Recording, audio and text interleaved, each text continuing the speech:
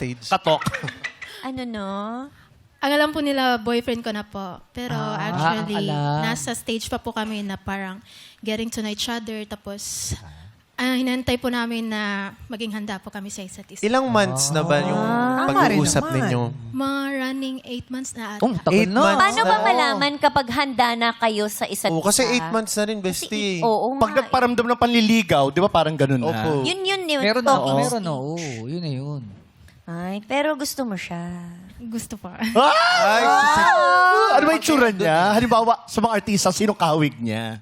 Baklang bakla yung Bakla. Gusto talaga niya malaman Yung eh. sa mga artista, sino Oo. kamukha? Para siyang chismosong kapitbahay. Marites na Marites. Yes. Sabihin mo naman.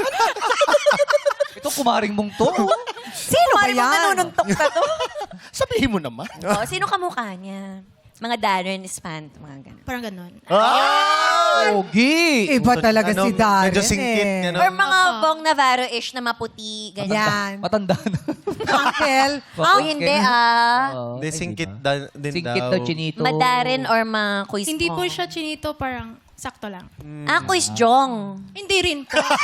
Grabe yun. Grabe yung pagkakaintindi niya. Si Quiz Jong? Grabe. Grabe ka kay Quiz Jong. JK Jong. Iba yung Oo, tono eh. talagang ano eh. Oh, hindi rin Sabi po. mo, sabi mo. Quiz Jong. Hindi po. Yeah, nabawi. Nabawi. Nabawi. Binawi eh, binawi. Pero bakit umabot sa 8 months na wala pa rin kayong label Label. talaga? Parang ano lang din po. Parang decision po namin.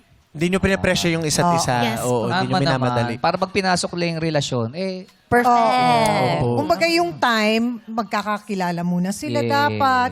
Pero wala na rin tayong time. Kaya yung hurado, kausapin Oo, yun natin. importante. Kausapin. Sila may Tama ka. time eh. The Gen Z, ganun ang Gen Z. Galing ni Cha. Oo, kailangan ng time. Yes, At time. kailangan din ng time ng mga hurados para magbigay ng kanilang komento. Sino bang mauna? Alam mo, Si Sir Jonathan. fan ako talaga ng singers with beautiful tone.